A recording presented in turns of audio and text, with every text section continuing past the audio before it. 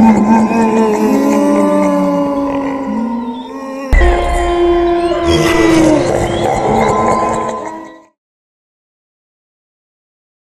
Friends, అంతా ఎలా ఉన్నారు?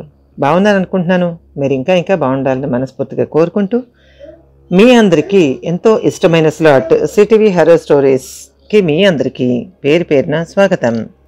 మన స్లాట్లో చెప్పే నిజమైనటువంటి హర్రర్ స్టోరీస్ కోసం మీరంతా ఎంతగానో వారం ఎదురు చూస్తున్నారని నాకు తెలుసు. అందుకే ఇంకా చక్కనైనటువంటి రియల్ ఇన్సిడెంట్స్తో మీకోసం ఒక మంచి విషయాన్ని జోడిస్తూ మీకు ఒక థ్రిల్లింగ్ ఎక్స్పీరియన్స్ని కలిగించేటటువంటి కథనంతో మీ ముందుకు వచ్చానండి. సో ఇంకెందుకండి ఆలస్యం, మన వీడియోని చూడగానే ఒక లైక్ చేయండి, అలాగే షేర్ చేయండి, మన ఛానల్ని సబ్స్క్రైబ్ చేసి ముందుకు నడిపించండి.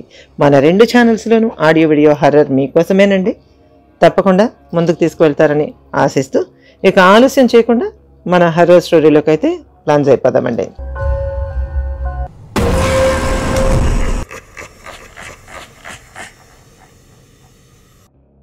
ఇది టెక్కలి పట్టణానికి చెందినటువంటి శ్రీకాకుళం జిల్లా టెక్కలి పట్టణానికి చెందినటువంటి ఒక అత్యంత భయానకమైన ఒక సంఘటన మీకు ఇప్పుడు చెప్పబోతున్నానండి. ఇది నేను ఎక్స్పీరియన్స్ చేసింది కాదు, మా వాళ్ళు ఎక్స్పీరియన్స్ చేసింది కాదు, నా టీం ఎక్స్పీరియన్స్ చేసింది కాదు.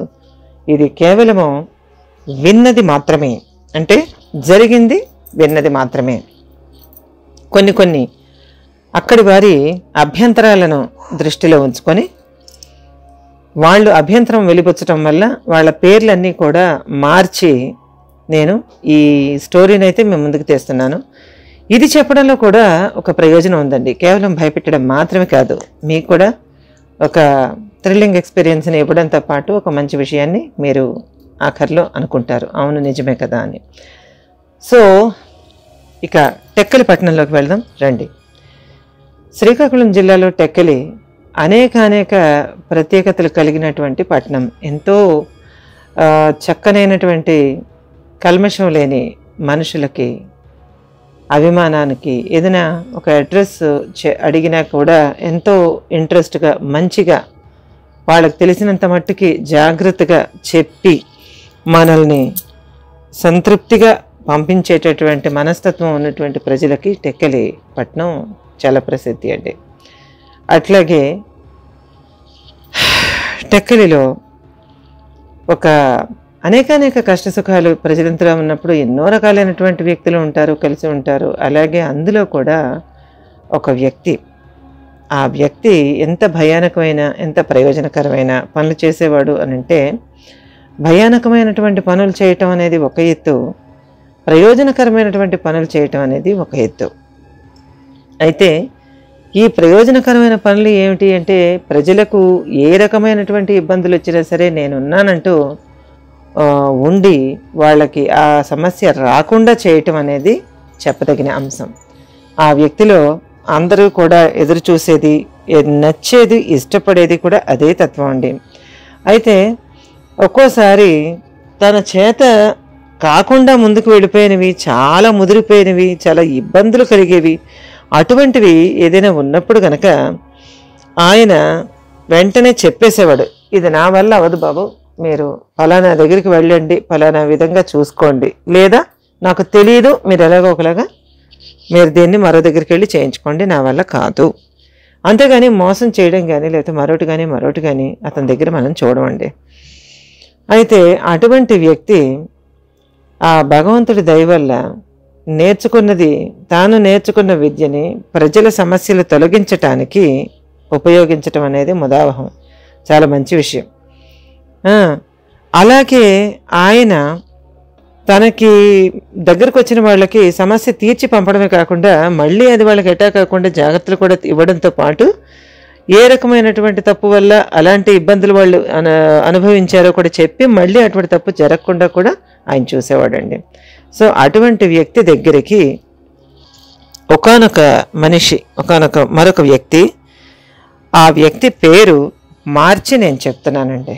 ఆ వ్యక్తి పేరు శంకర్గా నేను చెప్తున్నాను, కానీ ఆ వ్యక్తి పేరు అది కాదు. అయితే ఆ శంకర్ అనేటటువంటి ఒక 30 సంవత్సరాల వ్యక్తి అతని దగ్గరికి వెళ్ళి, అతన్ని గురూజీ అనుకుందాం, గురూజీ దగ్గరికి వెళ్ళి అక్కడికి రోజు వెళ్ళడం, ఆయన దగ్గర కూర్చోవటం, మళ్ళీ వచ్చేయటం, రోజు వెళ్ళడం, కూర్చోవటం, వచ్చేయటం, ఇలా ఒక నెల రోజుల పాటు ఆయనకి ప్రతిరోజు ఆయన్ని దర్శిస్తూ, ఆయనతో మాట్లాడుతూ, ఆయనతో ఒకసారి చూసి వెళ్ళిపోతూ ఉండడం అనేది ప్రవర్తించడం మొదలుపెట్టాడండి ఒక శంకర్.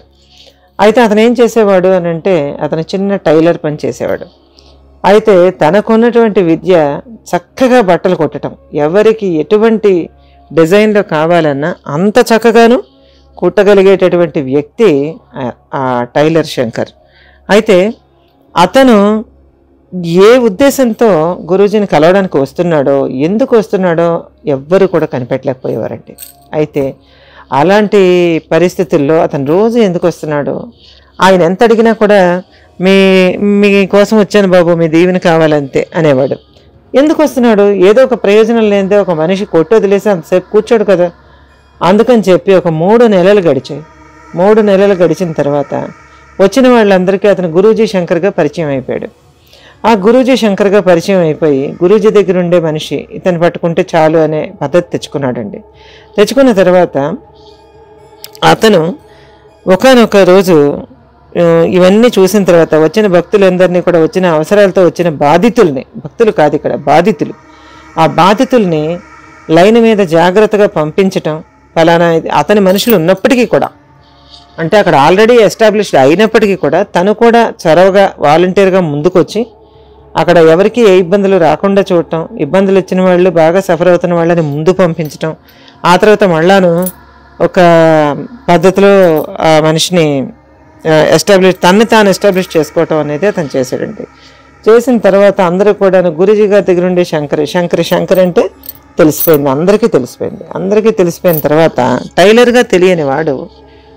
శంకర్గా తెలియనివాడు గురూజీ గారి శంకర్గా అందరికీ తెలిసిపోయాడండి. అది జరిగిన తర్వాత గురూజీ గారు చాలా ఆలోచించి ఒకానొక నాడు అతన్ని దగ్గరికి పిలిచి, శంకర్, నువ్వు ఏదో ఒక ప్రయోజనం లేనిదే, ఒక ఉద్దేశం లేనిదే, ఒక ఆలోచన లేనిదే నువ్వు నా దగ్గరికి రావు. ఎందుకు నా కాడికి వచ్చావు? నువ్వు నీ పరిస్థితి ఏంటి? నువ్వు ఏం ఆశించి నా దగ్గరికి వచ్చావని ఆయన అడగడం జరిగితే, మీరు పెద్దోళ్ళు, మీరు గురువులు, అందరి బాధలు తీరుస్తున్నారు, మీకు తెలియదా నేను ఎందుకు వచ్చానో మీకు తెలుసు, నాకు ఎలాగైనా సరే నా కోరిక తీర్చండి అని అతను అడిగాడట.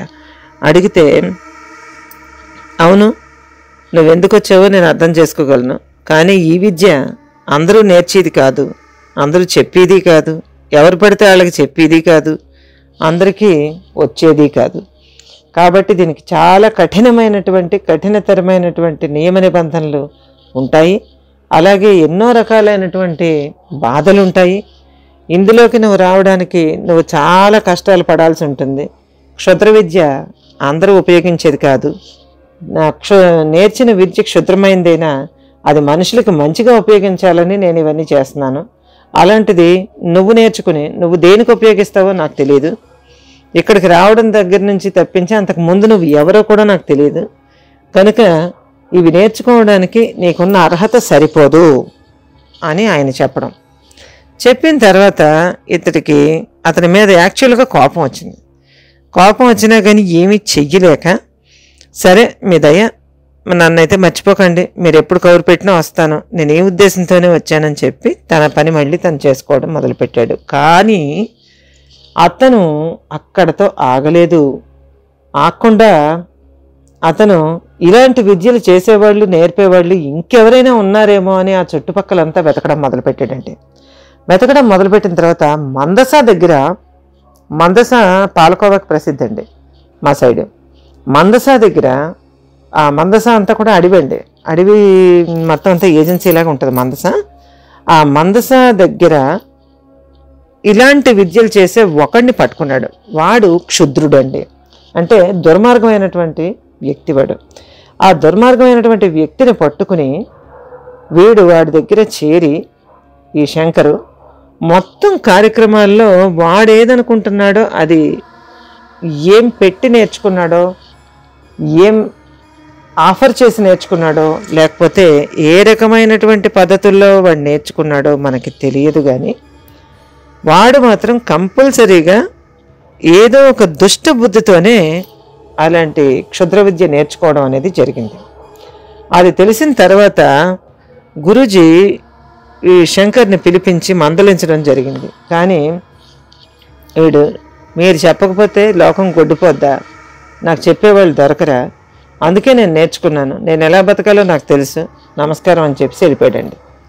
వెళ్ళిపోయిన తర్వాత అతను సపరేట్గా మందసాలో ఒక దుకాణం తెరిచాడు.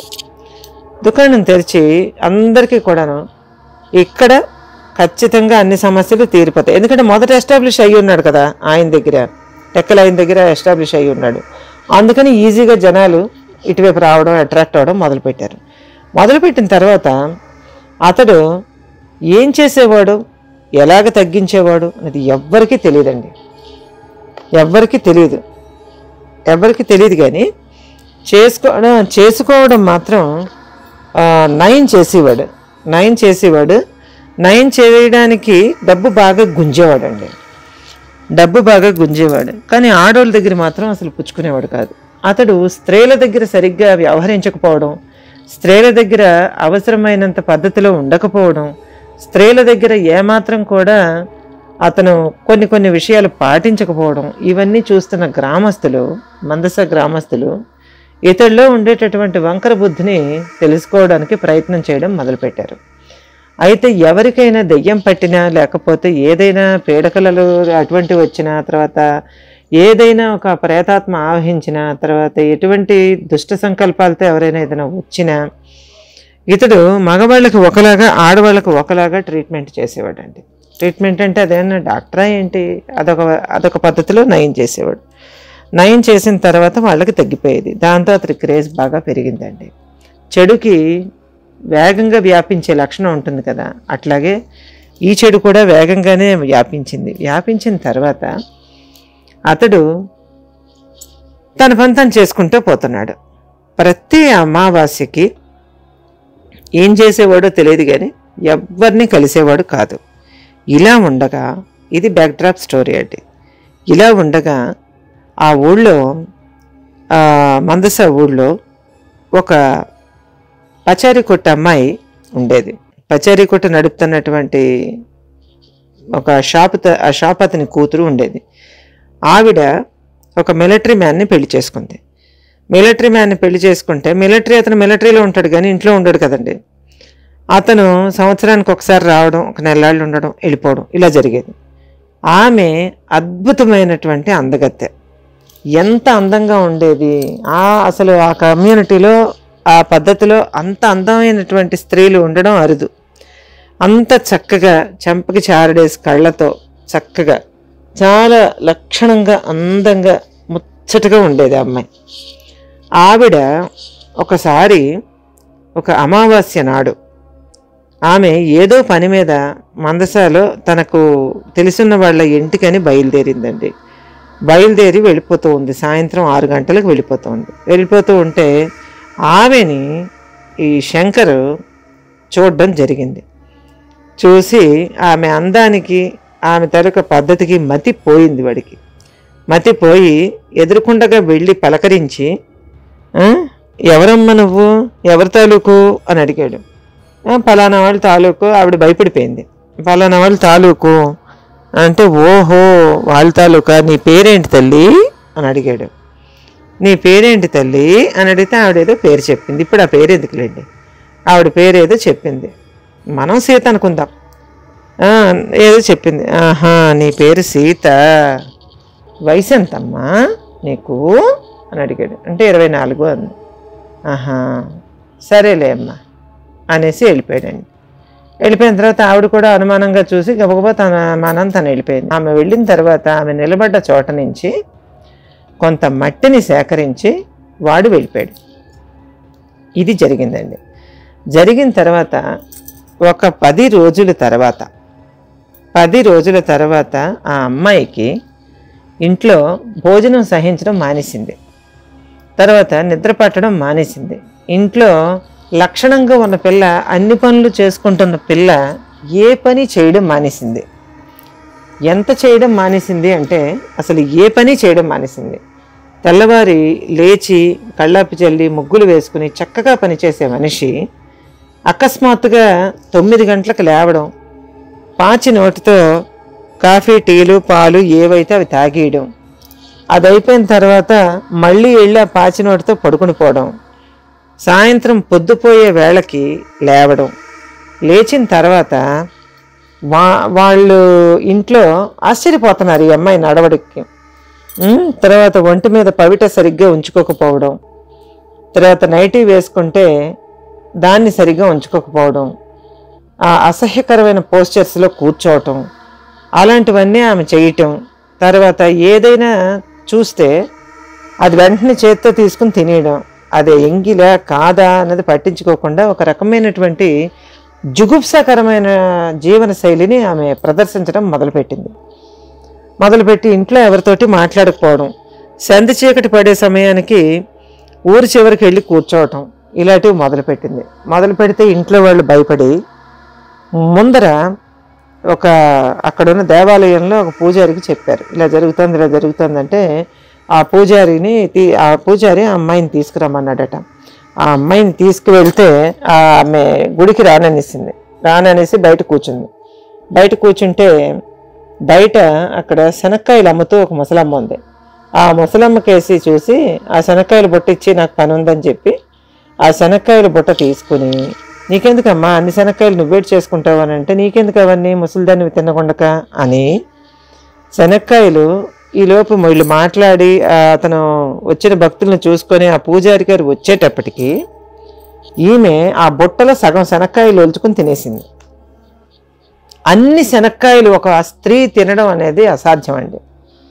ఆ పక్కన పడిన తొక్కల పోగు చూసి పూజారి కళ్ళు ముడుచుకున్నాయి అన్నమాట. ఇన్ని తినేసింది ఈ అమ్మాయి అనేసి ఆమెను చూడగానే, ఏం పాప, ఏంటమ్మా తల్లి, నీ పేరేంటమ్మా అని అడిగితే ఏమీ వినకుండా చూపుడు వేలు నుంచి నాక్కుంటూ, నాకడానికి ఏముంటుందండి, శనగ పలుకులు తినడానికి, పల్లీలు తినడానికి ఏముంటుంది, శనక్కాయలు, అలా నాక్కుంటూ అసహ్యకరంగా ప్రవర్తిస్తూ తన తాలూకా కొన్ని రహస్య ప్రదేశాలని బయటపడేలాగా అసభ్యకరమైన అశ్లీల పరిస్థితిలో కూర్చొని ఇకిలించడం మొదలెట్టింది. అయితే ఈమెకి ఏదో ఒక ఇబ్బంది కలిగింది నాయన, ఏదో ఒక చెడుగాలి ఆవరించింది, అందువల్ల ఈమెని ఇలా కాదు, రేపు ఉదయం పసుపు నీటితో స్నానం చేసి తీసుకురండి అని చెప్పాడు ఆయన.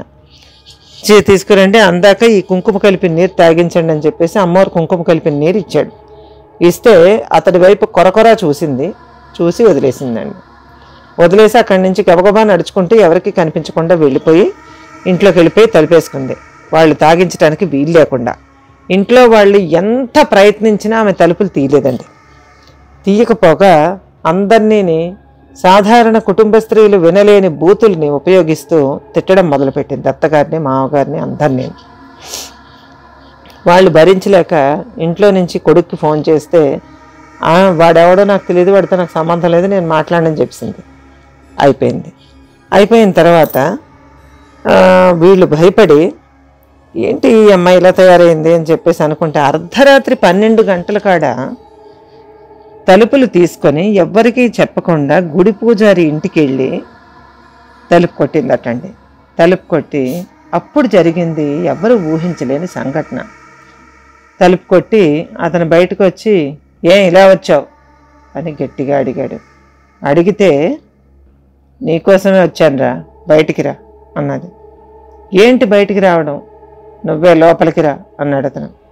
అంటే నేను లోపలికి రావడం ఏంట్రా, బయటికి రా అని చెప్పేసి అతను కట్టుకున్న లుంగి పంచ, ఎర్రటి పంచె ఒకటి కట్టుకున్నాడు అతను. ఆ పంచెని చేత్తో పట్టుకుని ఒక్క గుంజితే 2-3 మెట్ల మీద నుంచి దెబ్బ కింద పడిపోయాడు అతను. అంటే పట్టు తప్పి కింద పడ్డాడు. కింద పడితే అతని గుండెల మీద ఎక్కి కూర్చొని 2 చేతులతోనే అతని గొంతులోకి 2 చేతులలోని గోళ్ళు దించేయటం మొదలుపెట్టింది. అంత గట్టిగా నొక్కేయటం మొదలుపెడితే ఇంట్లో వాళ్ళు చూసి గబగబా అతన్ని కాపాడుకుని ఈమెను వదిలించుకుని చీపురు కట్టతోని కర్రలతోని ఆమెను కొట్టేసి వదిలించుకుని ఆ ముసలాయన్ని పాపం లోపలికి తీసుకెళ్ళి డాక్టర్ తీసుకెళ్ళి వాళ్ళ పాటలు వాళ్ళు పడ్డారు. పడిన తర్వాత ఇది ఇలా కాదు, ఈ పద్ధతులు ఇలా సరిపోవు అని చెప్పి ఇంట్లో వాళ్ళంతా ఆలోచించుకుని ఆమె భర్తకి చెప్తే ఆమె భర్త కూడా వచ్చేసి ఏం చెయ్యాలో అర్థం కాని పరిస్థితుల్లో భర్తకు కూడా వేగం రమ్మన్నారట. రమ్మంటే అతను రావాలన్నప్పుడల్లా సెలవు దొరకదు కదండి ఆర్మీలోన. అలాగే అతను వస్తానని చెప్పి అతను ప్రయత్నాలు చేసుకునే లోపు ఈమె ఆగడాలు భరించలేకపోతున్నారు ఇంట్లో వాళ్ళు. భరించలేకపోతుంటే ఆ పూజారి గారికి ఆమె గుండెల మీద కూర్చొని గొంతులోకి వేళ్ళు దింపేయటం ఇలాంటివి చేయటం వల్ల ఈమెని భయానకమైన దుష్టశక్తిగా అందరూ చూడడం మొదలుపెట్టారు. అంటే దెయ్యం పెట్టిన అమ్మాయిగా చూడడం మొదలుపెట్టారు. ఆ దెయ్యం కూడా మామూలు దెయ్యం కాదు అన్న ఉద్దేశంతో అలా ఉన్నారు. ఇది పని కాదని చెప్పి ఆ అమ్మాయి ఏం చేసిందటండి, కొన్నాళ్ళకి ఒక వారం రోజులు గడిచిందట. ఈలోపు ఎవరో చెప్పి శంకర్ గారి దగ్గరికి పట్టుకెళ్ళండి, శంకర్ వెళ్తే బాగా చూస్తాడు, శంకర్ దగ్గరికి పట్టుకెళ్ళండి అనగానే శంకర్ దగ్గరికి పట్టుకెళ్ళారట. ఆ దుష్టుడికి కావలసింది కూడా అదే కావడంతో రాగానే చాలా ఆప్యాయంగా అభిమానంగా మాట్లాడి, మీకెందుకు ఆ పాపని నేను బాగు చేస్తాను, ఎంత సీతమ్మ అంటే సీతమ్మలాగా ఉండే అమ్మాయి ఏంటి ఇలాగ అయిపోయిందని చెప్పేసి, మీరు ఇవాళ ఇక్కడ వదిలేయండి, ఏం పర్వాలేదు నేను తీసుకెళ్తానని చెప్పి అంటే వీళ్ళు ఒప్పుకోలేదు. వయసున్న వాడి దగ్గర ఎలా వదిలేస్తారు అమ్మాయిని? పైగా అతని మీద కరుణాకరుణిగా మిశ్రమంగా వినిపిస్తున్నాయి వార్తలు. అంటే కొన్ని మిక్స్డ్ న్యూస్ వింటున్నారు అప్పటికే జనాలు. అది ఎట్లాగా వదులుతారు? వదలలేరు. అట్లా వదలలేని పరిస్థితుల్లో ఆమె మామగారు అత్తగారు ఆమెను తీసుకెళ్ళిపోయి ఎన్నింటికి తీసుకురమ్మంటారు అంటే ఆమె ఒక కాలు మడత పెట్టి ఒక కాలు కిందకి విడిచిపెట్టి అసహ్యకరమైన పోస్చర్లో కూర్చొని నేరాని మీరు వెళ్ళండి అన్నదట.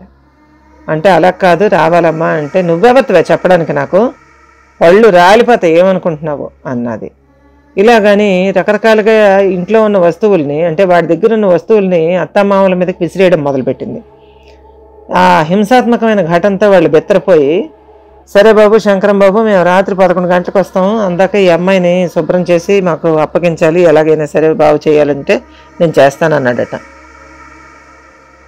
అదైన తర్వాత వాడు రాత్రి 11 గంటల వేళ ఆ అమ్మాయిని శ్మశానానికి తీసుకువెళ్ళి అక్కడ ముగ్గు వేసి, వాడికి తోచిన ముగ్గు ఏదో మనకు తెలియదు, అవన్నీ వేసి కూర్చోబెట్టి ఆ అమ్మాయిని వివస్త్రురాలిగా చేశాడట. అంటే ఒక్క నూలుపోగు కూడా ఆ పిల్ల ఒంటి మీద లేకుండా ఆ ముగ్గులో దిగంబరంగా కూర్చోపెట్టాడట.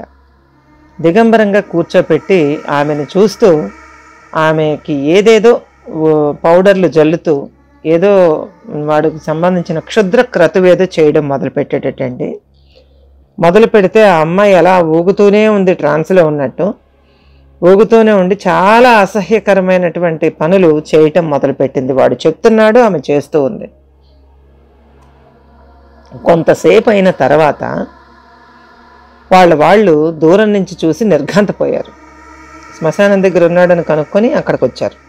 అక్కడికి వచ్చిన తర్వాత తమ కోడల్ని ఆ స్థితిలో చూసి ఆ ఇంటి వాళ్ళు నిర్ఘాంతపోయారు. ఎవరైనా అంతే కదండి, నిర్ఘాంతపోయి వీడు మంచివాడు కాదు అన్నది వాళ్ళు చాలా గట్టిగా నమ్ముతున్నారు. అప్పటి నుంచి నమ్ముతుండి ఇంక వాడిని చూస్తే ఏమైనా చేస్తాడనే ఉద్దేశంతో సైలెన్స్గా వెళ్ళి మరికొందరు మగవాళ్ళని తీసుకురావడం జరిగిందండి. వీడేం చేస్తున్నాడో చూడండి, ఇలాంటి పనులు చేస్తున్నాడని చెప్పేసి వాళ్ళ కోడలు పరువు పోతుందని కూడా వాళ్ళు తెగించారనమాట. ఇంకా లేకపోతే వాడు ఇంకెంతమందిని అలా పాడు చేస్తాడో అని. ఈలోపు క్రతు మధ్యలో ఉండంగానే ఆ శంకరానికి మొత్తం అందరూ వచ్చి కర్ర కంప ఏది దొరికితే దాంతో దాడి చేసి మీదన వాడిని పట్టుకొని చెట్టు కట్టి చితగొట్టేశారు. చితగొట్టేసి ఈ అమ్మాయి మీద దుప్పట్లు కప్పి తీసుకెళ్ళిపోయారు. తీసుకెళ్ళిపోయిన తర్వాత ఆమెను ఎక్కడికి తీసుకురావాలి అని అంటే ఒక దగ్గరికి తీసుకెళ్ళమని ఒక ప్లేస్కి తీసుకువెళ్ళమని అక్కడ ఉన్న పెద్దవాళ్ళల్లో ఒక ఆయన చెప్పాడంట. ఇలాంటి వాడి దగ్గరికి కాదు, వీడి పాపాలే వీడిని చూస్తాయి, మనం కాదు, మనమేం చేస్తాం ఇలాంటి వాడిని అని చెప్పేసి తీసుకెళ్ళి ఆ అమ్మాయిని తీసుకెళ్ళాలి, ఫలానా దగ్గరికి తీసుకెళ్ళండి అని చెప్పాడు ఆయన. శ్రీకాకుళం జిల్లాలోనే ఉంది, ఫలానా దగ్గర తీసుకెళ్ళండి అని చెప్తే వాళ్ళు లబోదిబోం అనుకుంటూ బయలుదేరారట.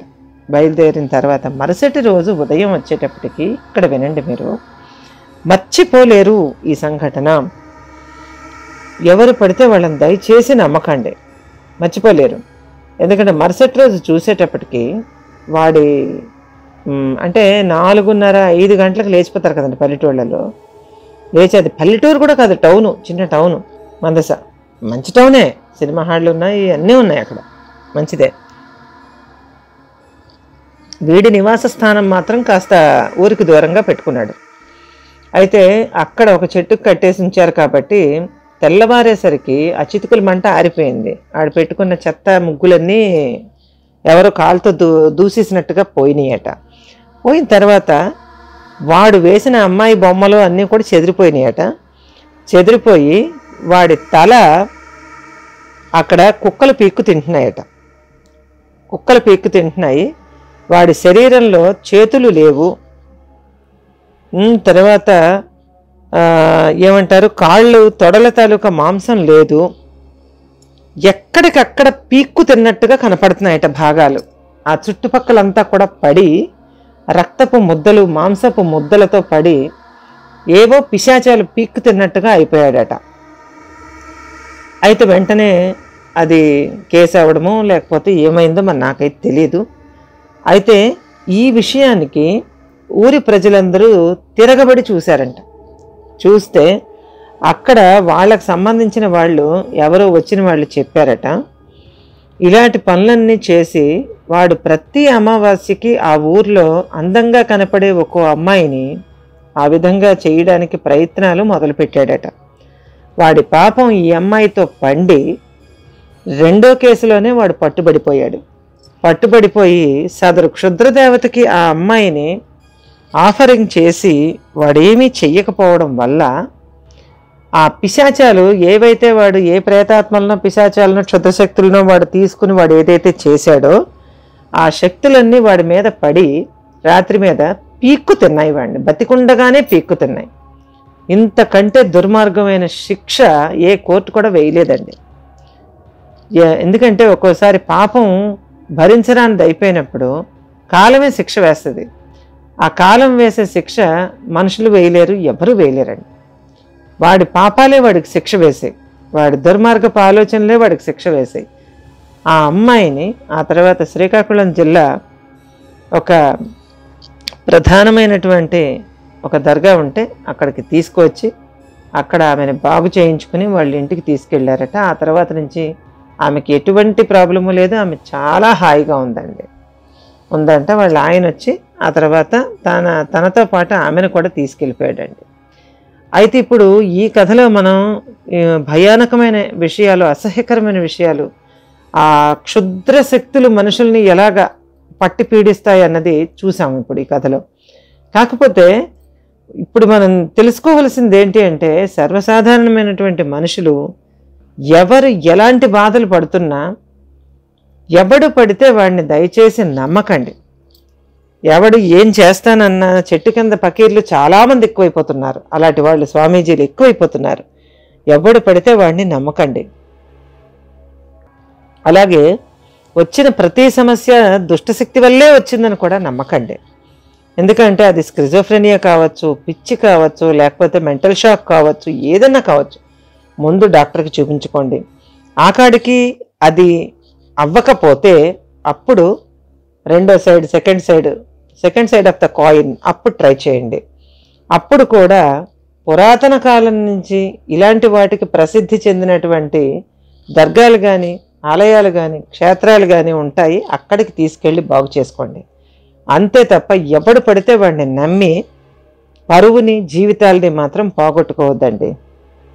సో ఇదండి విచిత్రమైనటువంటి ఎండింగ్ కలిగిన డివైన్ జడ్జిమెంట్తో తన జీవితాన్ని దురాశలకి లోబడి క్షుద్రదేవతల్ని నమ్మి పాడు చేసుకున్న టైలర్ శంకరం కథ. అయితే ఆ టైలర్ శంకర్ అన్నవాడు ఎంత దారుణంగా మరణించాడు అన్న దానికి ఆ భగవంతుడు ఇచ్చిన తీర్పు కింద మనం తీసుకోవాలి తప్ప, చెడు ఎప్పుడూ చెడుగానే ముగిసిపోతుంది. దానికి మంచి కోణం ఎప్పుడూ రాదండి. అలాగే మంచి ఎప్పుడూ కూడా ఆలస్యంగా పనిచేసినా మంచి చాలా చక్కగా పనిచేస్తుంది, మనుషుల్ని కాపాడుతుంది. కనుక అసలైన దైవాన్ని, అసలైన శక్తిని, దైవశక్తిని నమ్మండి, ఏ మతమైనా ఎక్కడైనా కానీ. అంతేగాని ఆ పేరు పెట్టుకొని రెచ్చిపోయే మనుషుల్ని మాత్రం పొరపాటును కూడా నమ్మవద్దని మన CTV horror journey, horror stories channels తరపు నుంచి ప్రతి ఒక్కరిని కూడా నేను రిక్వెస్ట్ చేస్తున్నాను. ఎందుకంటే అన్నింటికంటే లైఫ్ చాలా చాలా ఇంపార్టెంట్ అండి. కనుక అందమైనటువంటి జీవితం భగవంతుడు ఇచ్చే వరం, అందమైన రూపం ఆ దేవుడు పుట్టుకతో ఇచ్చిన వరం. దాన్ని ఇబ్బందులు వచ్చినప్పుడు, దుష్టమైనటువంటి మనుషుల దృష్టి తగిలినప్పుడు పొర్రపాటున కూడా ఎవడు పడితే వాడిని నమ్మి జీవితాన్ని నరకం చేసుకోవద్దని ఇందు మూలంగా తెలియజేసుకుంటూ మీ అందరికీ ఈ వాస్తవ సంఘటన నచ్చిందనే ఆశిస్తూ మరొక టెరిఫైయింగ్ ఇన్సిడెంట్తో మీ ముందుకు వస్తాను. ఈ కథ నచ్చినట్లయితే మీరు తప్పకుండా దీన్ని లైక్ చేయండి, షేర్ చేయండి. మీరేమనుకుంటున్నారో కామెంట్ చేయండి. మన ప్రాంతాల్లో ఉండే అద్భుతమైనటువంటి దైవ శక్తి మనల్ని ఎప్పుడు సదా కాపాడాలని, మన అందరి కుటుంబాలను రక్షించాలని మరోసారి కోరుకుంటూ మరొక టెరిఫైయింగ్ ఇన్సిడెంట్తో మీ ముందుకు వస్తాను. Until then bye bye.